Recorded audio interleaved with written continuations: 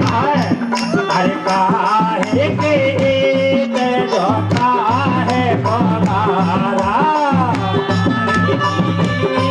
जो काहे पगारा भैया काहे के जो काहे पगारा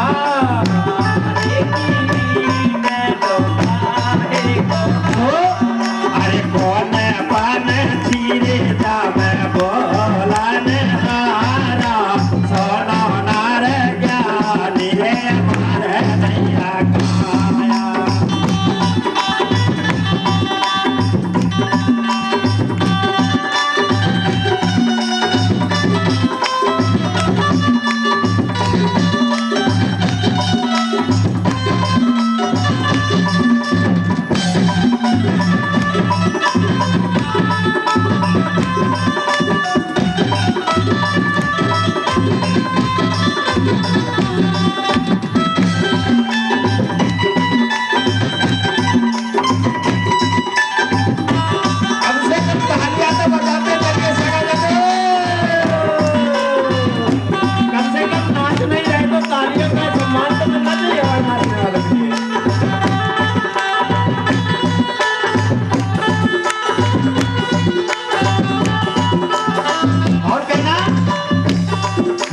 तान की है तेरे सोनात को है गाना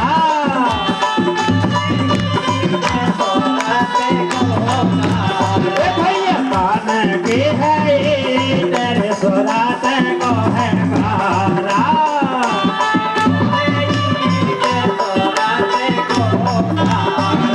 सोरात को है गाना सोरात को है गाना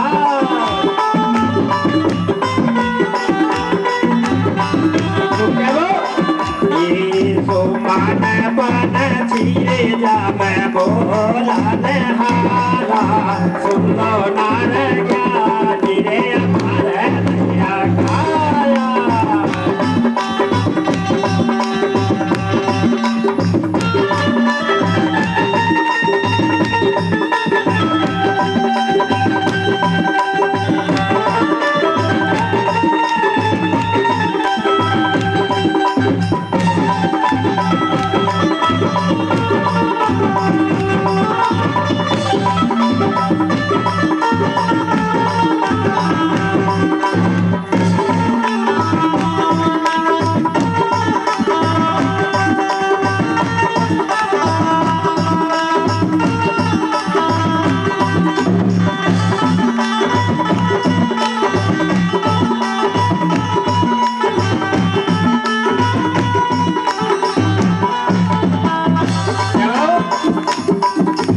फूट गाए तेरे जगह से गायो गाना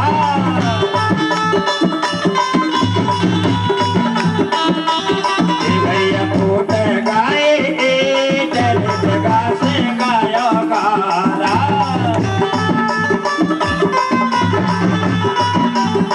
जगह से गायो गाना रे जगह से गायो गाना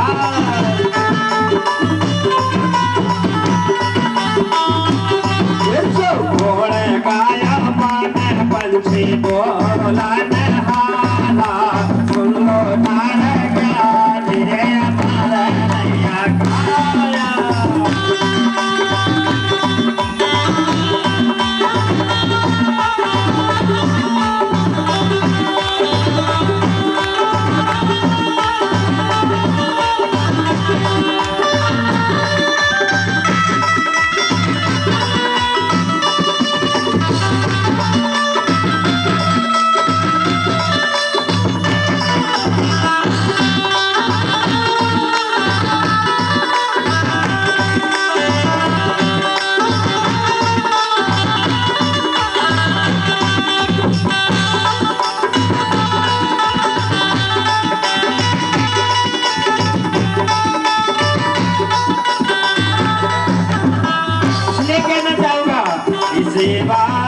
ये सेवा कर लो रे भैया भरोसा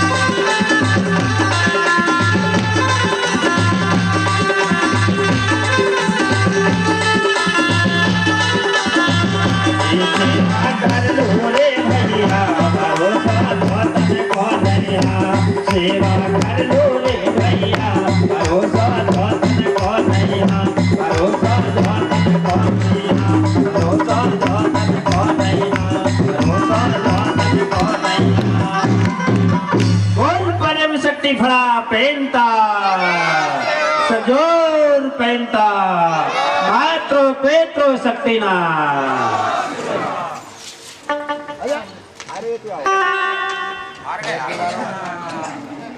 सबसे ज्यादा भैया हरो है आनंद आओ, लेकिन मात्र शक्तियों को मन कछु उदास हो है।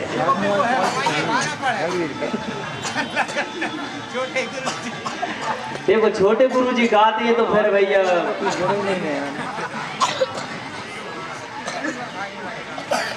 नचने सवैये पर था, और जो ना नचे तो फिर भैया उसको तो पेनाल्टी लगता ही है। जब विशेषता है छोटे गुरु जी की।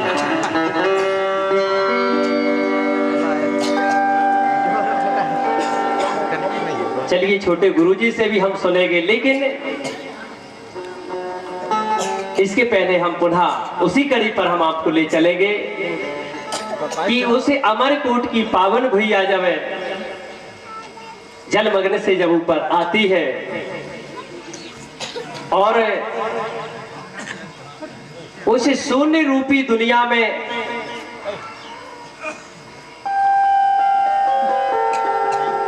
को समझेंगे, उसी शून्य रूपी दुनिया के अंदर 5 तत्व आते हैं। 5 तत्व को समझेंगे हम। जैसे हमने आपको बताया था कि बाएं से हम दाएं तरफ चलते हैं तो सबसे पहले शून्य आता है।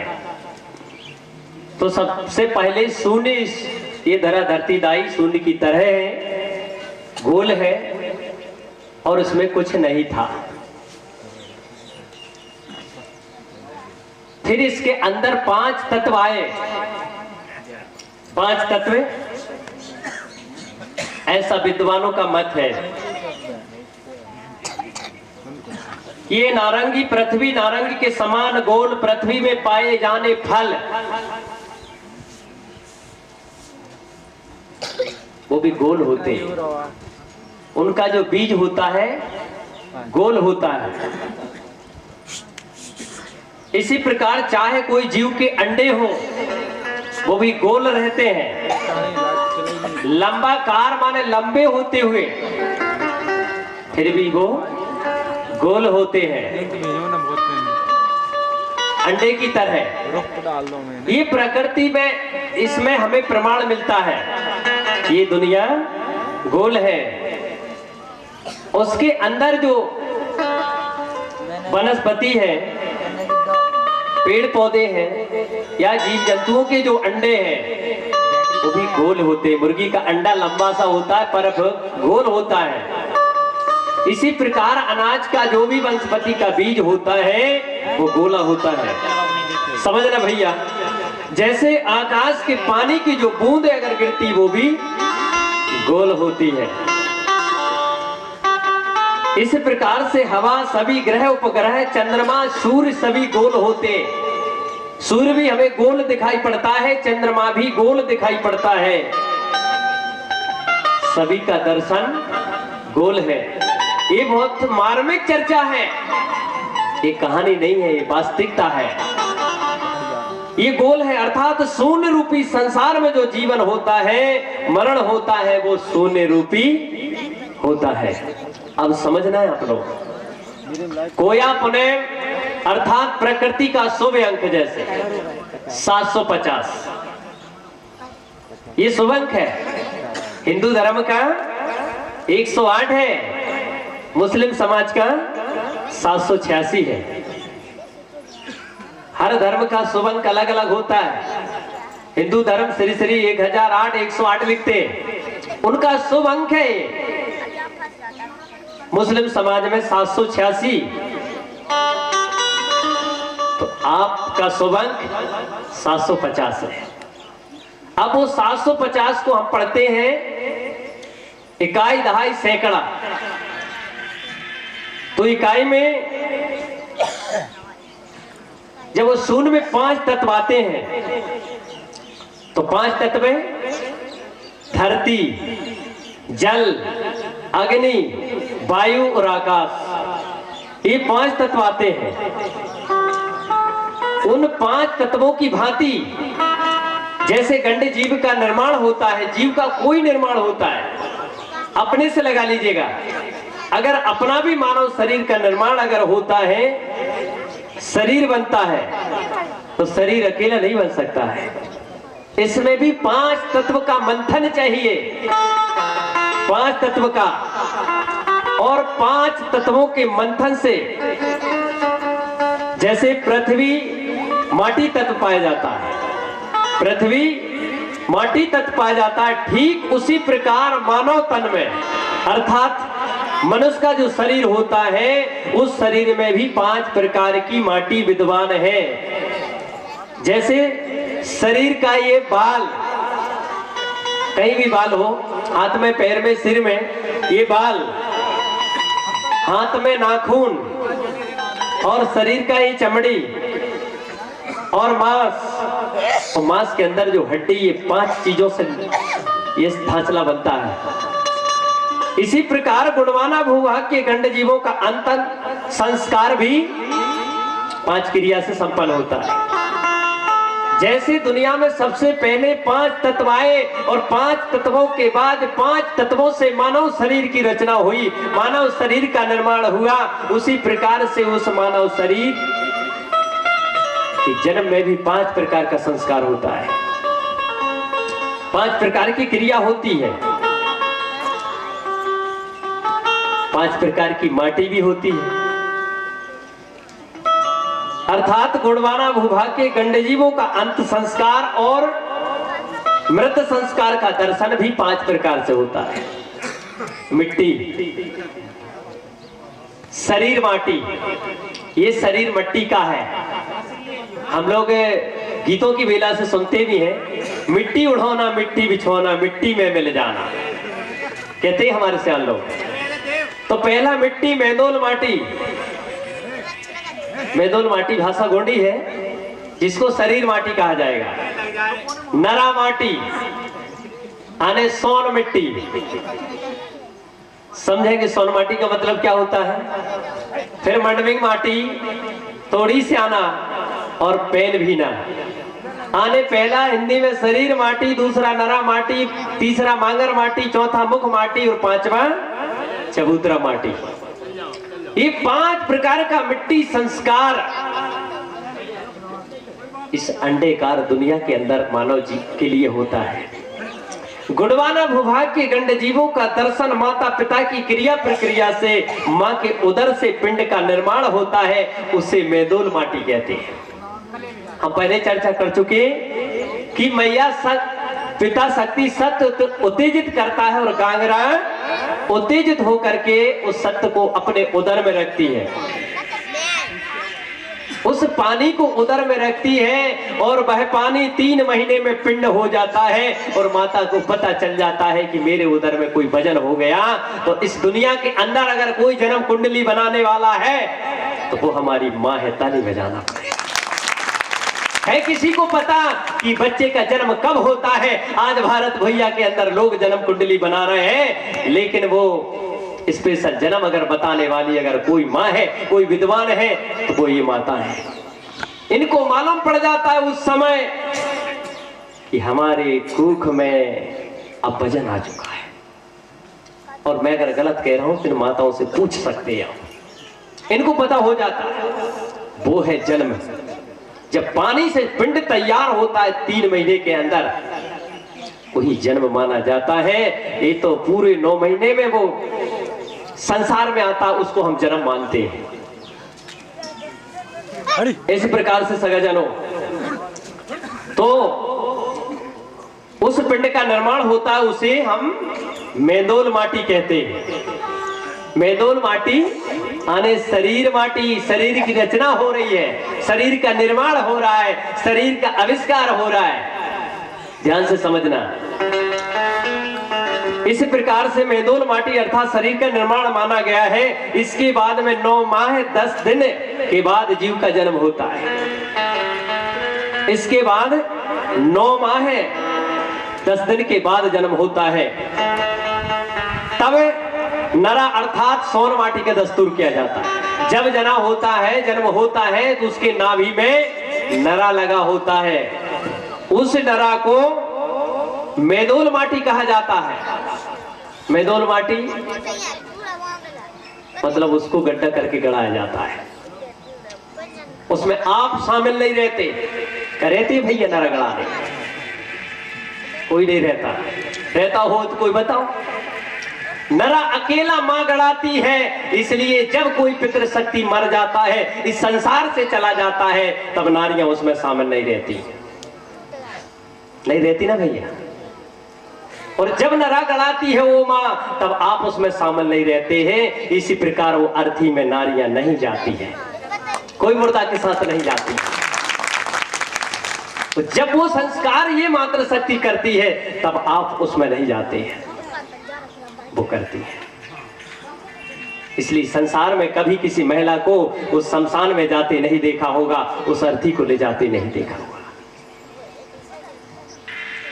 क्योंकि उस मेदोल माटी का संस्कार ये मात्र शक्ति करती है। इस प्रकार से तब नरा अर्थात सोन माटी का दस्तूर ये माताएं करती हैं।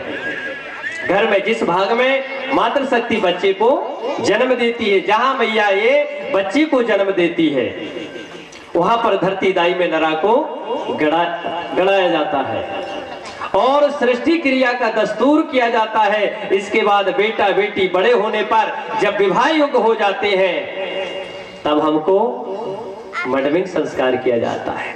मडविंग, और उस मडविंग संस्कार में सर्वप्रथम मांगर माटी का काम किया जाता है, मठियाने का, उसको मांगर माटी बोलते हैं। उधर भी मिट्टी लगती, जब विवाह होते बिना माटी को विवाह तैयार नहीं होता भैया, बिना माटी बारों भी हो जाता भगेलों को।